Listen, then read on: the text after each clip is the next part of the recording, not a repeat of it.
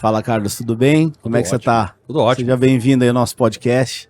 Estou muito contente, né, em estar aqui te entrevistando, fazendo um bate-papo bem tranquilo, bem leve, né, e assim, a gente acabou de sair, né, da tua palestra aqui no Comex Tech Forum e ela foi muito emocionante, né, primeiro porque você falou sobre protagonismo, sobre liderança, falou sobre venda, sobre diferenciação, e eu queria te perguntar, né, como que a gente consegue implementar isso no nosso dia a dia, né, nas operações? Eu acho que a gente tem tantos problemas, né, no dia a dia, quando a gente fala de vendas, né, trazendo um pouco para nossa realidade aqui, como é que a gente faz isso? Acho que essa é a grande pergunta aqui.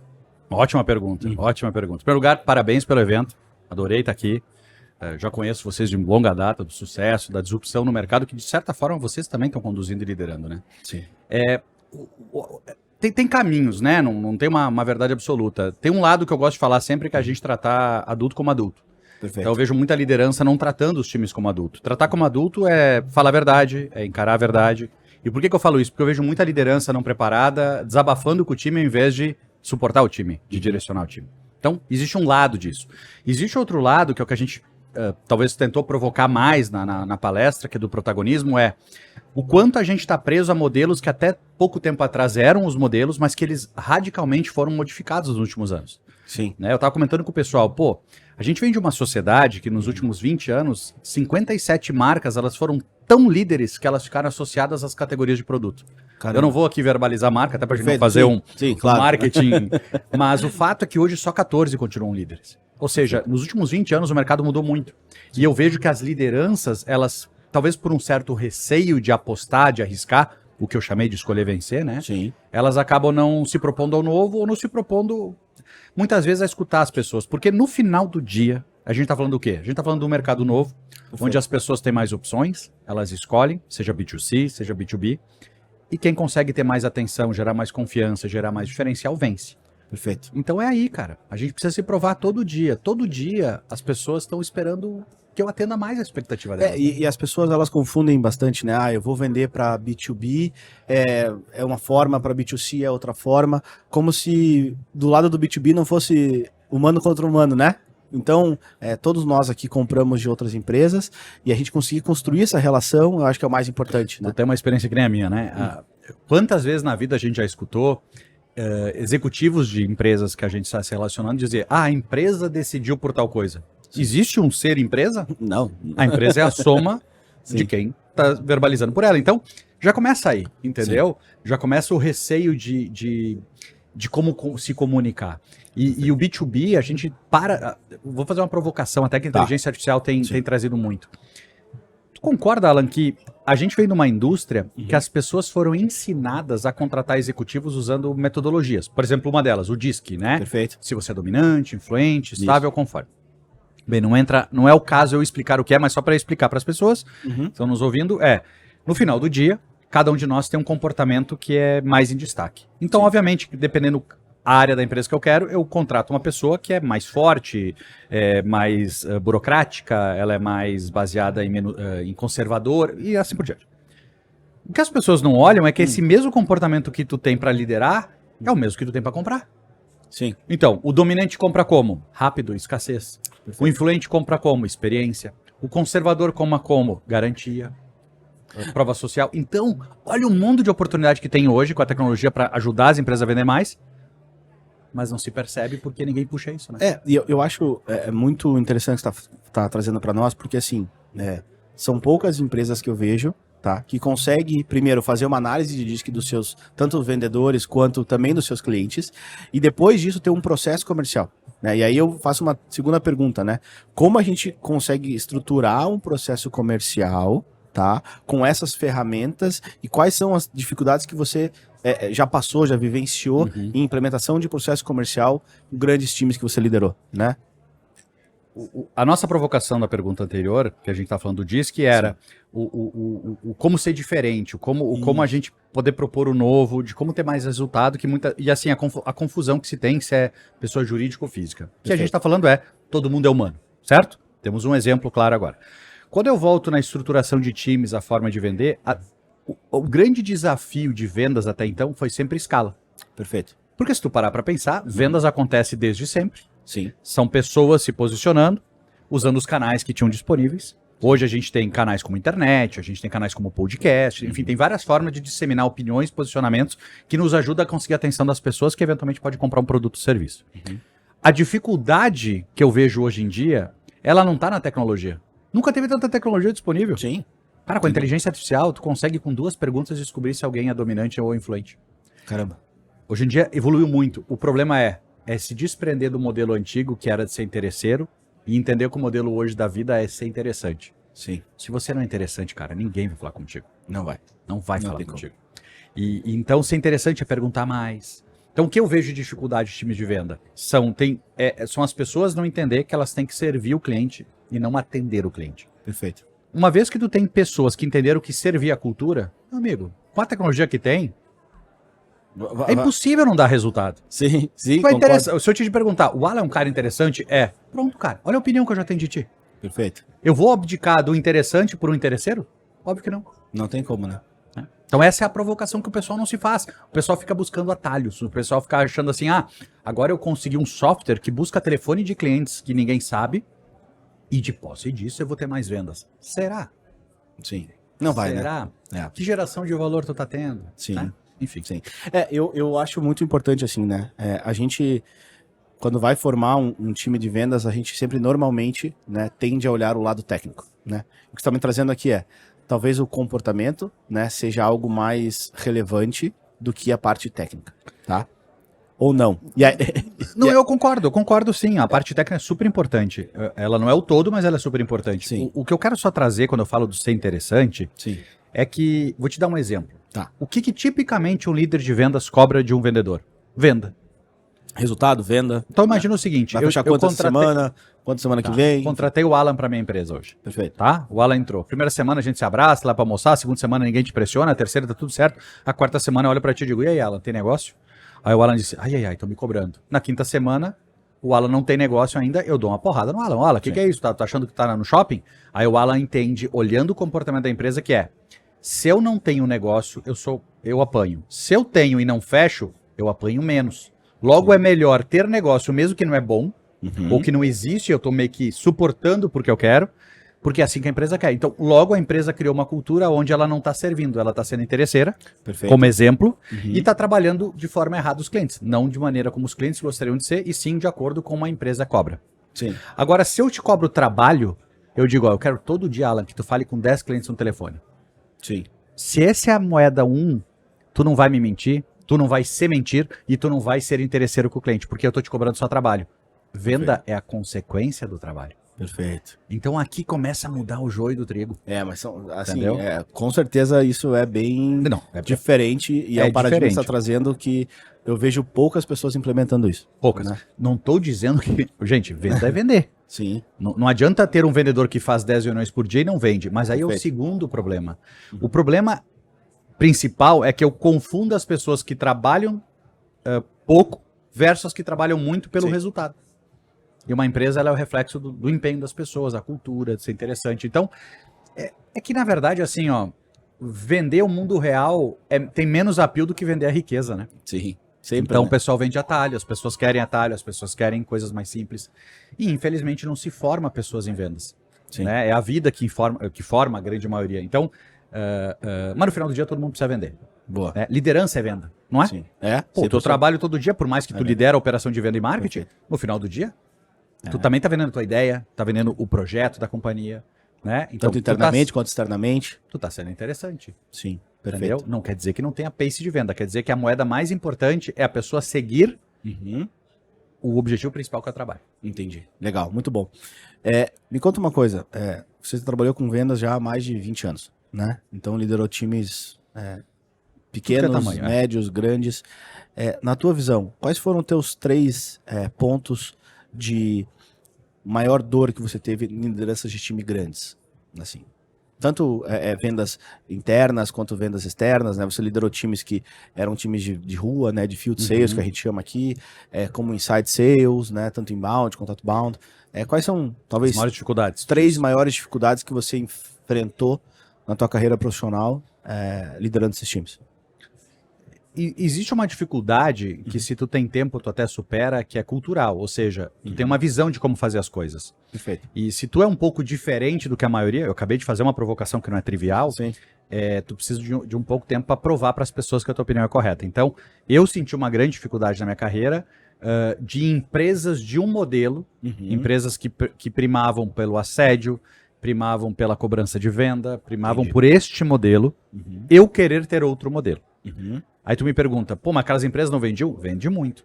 O que ninguém comenta é, pô, mas o cara perde metade do time todo ano. Pô, o cara tem um turnover de não sei quanto. O cara tem tanto consumo plano de saúde. O efeito colateral, ele é muito... Ele é muito impactante. Então, o que te leva mais longe é quando tu propõe um novo, propõe esse modelo diferente. Então, a minha maior dificuldade era sempre o cruzamento entre a gestão que eu tinha, o tempo que eu tinha para poder mostrar para as pessoas o caminho. Porque para pensar. Eu tinha a oportunidade de só repassar a pressão que eu tinha para as pessoas que eu liderava e me esconder atrás da mesa. Ou eu tentava, como é o modelo que eu sempre fiz, a mostrar para as pessoas uma opinião diferente. Um jeito diferente de ser interessante para o cliente. O que acontece quando tu compara isso? É fácil. Tu volta 25 anos para trás, eu entreguei todos os anos os números. Os outros não. Ou seja, eu criei um modelo que era sustentável porque eu criei um modelo que se sustenta. Perfeito. Só pressão não sustenta. Sim. Então, assim, tu quer resultado de curto prazo? Pressão. Tu quer resultado de médio e longo prazo? Modelo. Entendi. Entendeu? Então, assim, o resto das dificuldades, aí, obviamente, é um alinhamento cultural, é a questão... é que eu trabalhei só em empresa muito grande, então as dificuldades que eu tenho não são as típicas, eventualmente, de quem está nos ouvindo. Sim. Né? Porque, tipicamente, quem está nos ouvindo puxa, falta método, falta consciência de gerar valor. Né? Isso eu não tinha problema, eu tinha... Demanda, né? Exato, era um brand score e tal. Sim. Por exemplo, talvez a dificuldade que eu não sofri, mas eu sei que a grande parte das pessoas que têm vendas no seu dia a dia sofrem é captação de oportunidade. Sim. Né? E aí vem minha provocação. Quantos canais de captação o cara tem? 1? 2? Sim. Então pega a Rússia nas guerras que ela está participando, ou na guerra. A Rússia deve ter o quê? 50 estratégias paralelas? É tanque, é avião, é míssel, é metralhador, é atirador, tudo somado para ocupar um espaço. Aí o cara na empresa dele tá indo lá de faquinha lutar. Não tem como, né? Cara, tem pelo menos 83 formas de tu vender. Por que tu não faz 83 paralelo? Ah, não tenho capacidade. Beleza, eu te entendo, concordo. Mas tu não tem 3? Como fazer 3, 5, 7, 9? Sim, poderia fazer, né? Pelo Mas menos porque é mais fácil tu pensar em encher o funil do que criar outros funis, entende? É a natureza nossa. Porque ninguém foi provocado nisso. Perfeito. Tu concorda que na sociedade as pessoas que são diferentes, elas ainda não são bem vistas?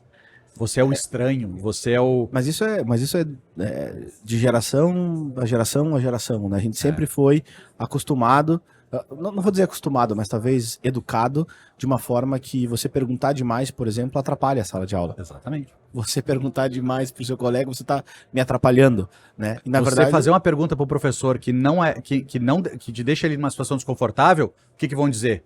Nossa, tu é louco? Sim. Olha o que tu fez, cara. Sim. Ou seja, a gente não pode chamar atenção. E, na verdade, o que o mercado faz hoje premia quem? Os que chamam atenção. Sempre. Mas da maneira, obviamente, né, propositiva, né? Sim. Eu acredito que hoje, né, a área de vendas, né, de qualquer companhia, ela tem 3 grandes aqui, talvez etapas, né? A atração, a aquisição e a retenção, de certa forma, né? Só que cada uma dessas áreas, elas têm tanto o input quanto o output e tem as suas métricas de controle, tá? Quando você fala de eu vou cobrar o esforço, eu com certeza acredito nessa tua tese. A gente implementa essa tese, inclusive, aqui na Logcomex, claro, né? Porque a gente faz com que no longo prazo, ou estatisticamente falando, se eu tiver volume de input e output, com as métricas bem determinadas, a matemática vai contar a meu favor. Esse né? é o ponto. É o modelo, vai cara. contar. É aí que o pessoal... É que precisa de tempo para tu criar a métrica correta. Sim. Então, aquela história... Meu chefe vai me cobrar a venda amanhã. Se eu disser para ele que eu tô gerando valor no cliente, ele não tá nem aí, ele precisa bater a meta. Sim. Então, o que ele te ensina? Faz de qualquer jeito. Sim. E aí isso vai se repetindo. O professor Clóvis de Barros Filho, ele tem um corte no YouTube que ele fala assim, que o vendedor, com o tempo, ele aprende que a conduta não ética em vendas, ela premia mais rápido do que a com ética. Sim. O que ele não termina o vídeo, e é uma provocação que ele deixa, obviamente, é que essas pessoas não vão ter sucesso. Né? Que é uma coisa óbvia. Óbvio. Tu ter resultado de curto prazo, qualquer um tem. Resultado de repetido, que é o que uma empresa precisa ter, sim, com esses modelos não tem. A gente está vivendo talvez o melhor momento que a gente já viveu, né? Porque hoje em dia todo mundo pode ter sucesso. Hoje a narrativa é distribuída. Se tu tiver uma ideia genial, lançar no Instagram, num Spotify, num YouTube, num evento, cara, tu pode virar uma empresa, quintuplicar ela do dia para noite. Sim. Se tu for interessante, né? Se tiver um produto Perfeito. bom. No passado não tinha essa opção. Não tinha? Tu não tinha como se comunicar se tu não fosse o número 1. Então a gente já vive um modelo mais distribuído hoje de permitir. Segundo, nunca teve tanto dinheiro.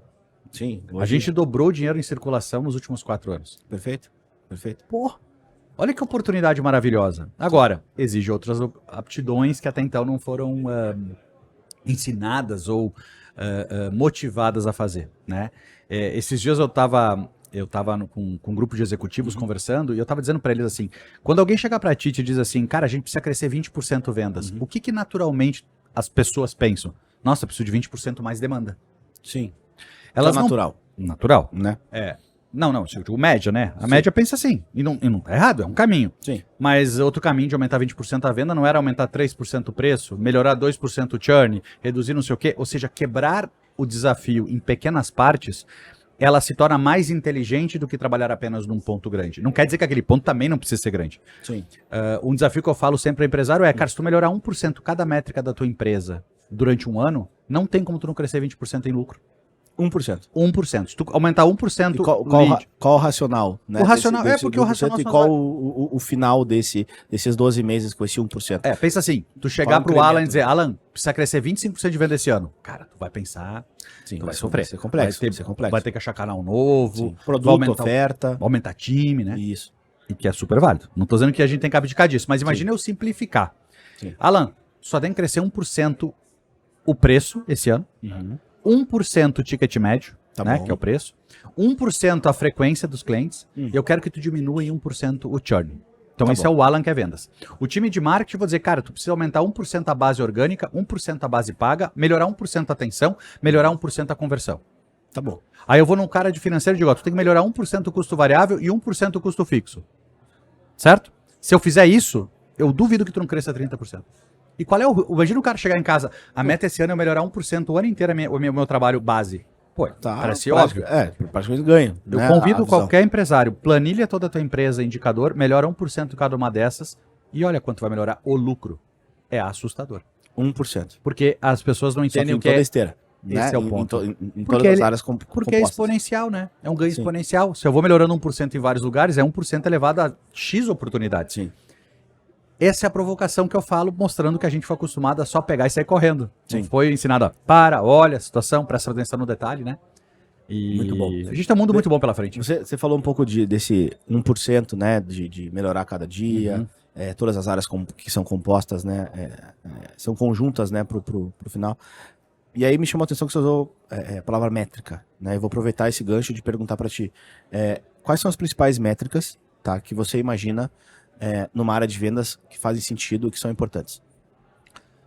Cara, essa pergunta é muito difícil. Vou te explicar por quê. Porque cada empresa é uma empresa. Tá. Né? Sabe muito bem disso. Tua experiência sabe bem disso. Então, tipo assim, eu posso te dizer que eu olho no meu negócio algumas métricas que tu vai dizer, pô, buxa, isso aqui não faz sentido nenhum para mim. Entendi. Por quê? Meu business pode ser de prestação de serviço, ele pode ser venda de produto, então as métricas elas mudam. Mas em linhas gerais, eu gosto de provocar as pessoas com algumas métricas. A primeira, quanto custa adquirir um cliente novo? Perfeito. Baseado no cálculo real, ou seja, pegar toda a estrutura de venda que tu tem, tudo que tu tem para vender versus os clientes novos e ver quanto custa. Sim. E muitas vezes as pessoas vão ver que o maior ofensor de lucro numa empresa é a área de vendas. Caramba. Porque ela é ineficiente. Ela custa muito para gerar o resultado que ela gera, só que ninguém aprendeu a medir de verdade. Sim. Aí, o pessoal inventou uma outra sigla, que é o LTV, que é o quanto eu vou vender ao longo de um tempo para aquele cliente. Por que o mercado usou isso? Porque às vezes o cliente, para me custa mais caro do que o lucro que ele me deixa no curto prazo, mas ao longo da vida, ele tende a me deixar mais dinheiro. Então, às vezes, vale a pena eu queimar caixa. Queimar caixa, né? Para ganhar mercado. Um pouco maior para que eu tenha um LTV maior. Isso funciona se tu tiver CRM. Porque se tu não vender a segunda vez por CRM, ou seja, tu precisa vender com vendedor, tu precisa vender com estrutura, cara, tu teve outro CAC. Sim. Ou seja, nunca vai dar lucro. Só que as pessoas se escondem porque a empresa está crescendo. Então essas três são 3 provocações. 4, eu faço a matriz RFV. Boa. Essência, frequência e valor. Por exemplo, vamos pensar que a gente tem uma loja de sapatos, que aí todo mundo vive isso de uma consumidor, vai entender. O Bush, então, ele tem um ticket médio de R$400. Ele comprou 3 vezes esse ano na loja do Alan. Tá. O R da Recência, a última compra foi há 90 dias. Tá. Perfeito. Então eu olhei o Bush. O que o pessoal faz no marketing? Eles até segmentam públicos, mas eles mandam, assim, um monte de e-mail, um monte de Uma ligação. comunicação mais Promoção. massiva, né? Mais massiva. Sempre tentando te converter. Só que em vez dele olhar o meu caso, ele ia dizer o seguinte, peraí, se o Bush compra 3 vezes ao ano, quando ele compra? Pô, ele compra em maio, julho e dezembro. Tá. Olha só, qual é o fato da vida do Bush que faz ele comprar nesses 3 meses? Aí tu vai olhar, maio é dia das mães, julho é aniversário da minha mãe, dezembro é Natal. Será que o Bush não tá comprando só pra dar presente pra mãe dele? Vale a pena tu fazer promoção pra mim fora dessas datas? Eu não vou comprar. Não vale a pena. Porque em vez de, tu deveria, nesse período que eu não compro, me dar motivo pra eu pensar em comprar isso pra outras pessoas. Perfeito. É outro Ótimo. marketing. Sim. Nos meses que eu compro, vale a pena tu me dar promoção? Pra que eu ia comprar igual? Sim. Também não precisa, né? Então. Faz sentido. Podia ficar horas aqui. Mas detalhe, né? É pra incomodar. Mas isso é varejo, eu tô dando um exemplo. Obviamente que cada negócio tem um jeito. Sim. Mas é porque as pessoas não... Elas meio que querem repetir fórmulas prontas, entende? Sim. E a quinta métrica, só para não pular, é a parte de satisfação. E eu sempre provoco porque eu tenho que entender se a maioria tá gostando ou se a maioria não tá gostando. Ah, entendi. Por exemplo, se tu fizer um NPS e tu descobrir que de 100 pessoas que tu atendeu, 50 gostaram, Tá. são promotores. Tá. 20 não gostaram. Tá. Então, vamos pegar. 70 gostaram, 20 não gostaram e 10 não responderam. Em média, tu tem um NPS de 50%. Depois a gente explica com calma como calcular. O que as pessoas foram ensinadas a correr atrás primeiro? Falar primeiro com as 70 que gostaram ou procurar falar com as 20 que não gostaram? A gente aprendeu a procurar logo quem reclamou. Sim, Só que se eu escutar primeiro as 20 que não gostaram no universo de 100, eu tô abrindo mão de 70 pessoas que responderam que adoraram. E não entenderam por que elas adoraram. E aí é capaz de eu escutar as 20 que reclamaram e mudar algo que as 70 gostaram. Então é o seguinte, cara, se a maioria gosta, entende por que gosta, e na venda evita vender para esses que não gostam, porque talvez o teu processo de venda prometeu algo inadequado. Sim. Não que tu não vá falar com quem não gostou para tu aprender, mas eles não vão guiar a tua empresa. Quem vai guiar a empresa é que tu tá acertando mais. Logo, entende o que tu tá acertando mais e evite errar com aqueles que tu tá errando. Por exemplo, se eu te trouxe pro meu evento e tu não gostou, sendo que tem 3 mil pessoas aqui que gostaram, não é que eu vou mudar o evento para agradar o Alan. Eu tenho que fazer com que o Alan não venha no próximo e avise, Alan, só para te saber, o evento aqui vai ser com microfone. Exemplo. Sim. E a gente na sociedade está preocupado o quê? Sempre ver quem não gostou. Cara, é natural. Tu tem que melhorar a tua área de venda para trazer as pessoas que vão gostar do jeito que tu atende. Muito bom. Ah, Bush, mas e 70 não gostou? Cara, aí tu fecha o negócio e repensa, porque não é pra isso que tu existe, né? Aí não tem como, né? Muito legal, Exatamente. muito legal. Acho que você faz algumas provocações muito interessantes, né? Porque você não foca numa área específica só de venda ou só de processo. Não, você foca em protagonismo, em liderança, em comportamento, em estrutura, entendimento do negócio. Acho que isso faz com que a gente fique borbulhando, e a tua palestra foi muito isso, né? Eu consegui participar da palestra ali, pelo menos por um tempo da palestra, e eu vi muitas pessoas ali do lado emocionados até, né? Por quê? Porque você consegue fazer com que as pessoas entendam que no final do dia é gente, no final do dia é human to human, né, que a gente fala, né? E eu vejo cada vez mais as pessoas querendo automatizar coisas que às vezes não fazem sentido, né? E aí eu vou te perguntar, como é que você vê essa AI chegando, né, em todas as etapas do processo de venda? Não estou aqui dizendo que a AI não funciona ou que é ruim, não, acho que é muito importante pra gente.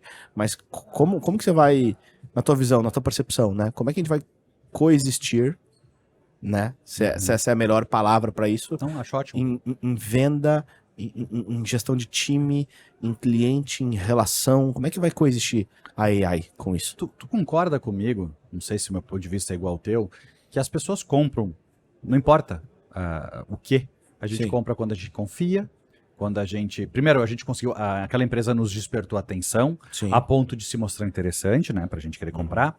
Sei lá qual argumento ela usou. Ela foi confiável, ou seja, tu confiou nela, ela tá te gerando alguma conveniência comparada às outras. Sim. E de certa forma, ela tá entregando uma expectativa, né, ou promete entregar uma expectativa que tu tem. Quando eu olho a inteligência artificial, ela nada mais faz do que escalar essas variáveis que tu já faz na tua empresa. Tá. Então, assim, falar que a inteligência artificial vai tirar alguns empregos, que ela que ela é mais produtiva, que ela é mais rápido, cara, isso não aumenta a chance de ninguém ganhar. Isso diminui de perder não usar. Tá pra todo mundo. Sim. O fato é, quanta oportunidade tem pra gente usar a IA que ninguém usa. A melhor fala que eu vi sobre isso até hoje não foi sobre a IA, mas eu acredito que é totalmente replicável, que foi uma entrevista, eu convido todo mundo depois a procurar no YouTube, do David Bowie. Cara, os caras devem achar que eu tô louco aqui. David Bowie é um cantor de rock, pô, o cara não passa nada de inteligente no sentido de cultura, assim, de visão. Mudou muito a minha opinião sobre ele vendo uma entrevista que ele deu pra BBC de Londres na década de 90 sobre a internet. E ele descreve a internet em 93, 96, se eu não me engano, do jeito que a gente talvez entenda ela hoje. Caramba. Ele viu. E o que ele diz? O que ele diz? Ele diz, cara, isso chegou pra mudar as relações humanas pra gente ser melhor no que a gente tem que ser melhor. Então, convido pra escutar. Então, pra mim, assim, ó, eu vou ficar... Qualquer coisa que eu fale de IA é uma projeção. Quem sou eu pra dar minha opinião sobre isso, né? Sim. O que eu posso te dizer é, acostuma, já tá aí. Não tem mais volta, né? Não tem mais volta. Agora, cara, nada supera o homem. É. Entendeu? Agora, se tu me botar pra calcular com a IA, eu vou perder. Se tu me botar pra atender um telefone com a IA, eu vou perder. Agora, se eu quiser ser mais interessante pra ti, a IA vai ganhar? Talvez não. Sim. Né? Porque talvez sirva. falta. Vender é servir. Eu acho que eu vejo muito isso, né, no teu livro, nas suas palestras que eu já consegui acompanhar algumas. Você fala muito de servir, né? E vendas é igual a servir, é muito... quando eu escutei a primeira vez essa frase, eu fiquei, poxa, me impactou. Me impactou, né? Porque a gente não está acostumado, pelo menos as pessoas com quem eu converso de vendas, né, estrutura de vendas, essas duas palavras estarem conjuntas, né? Vendas é servir.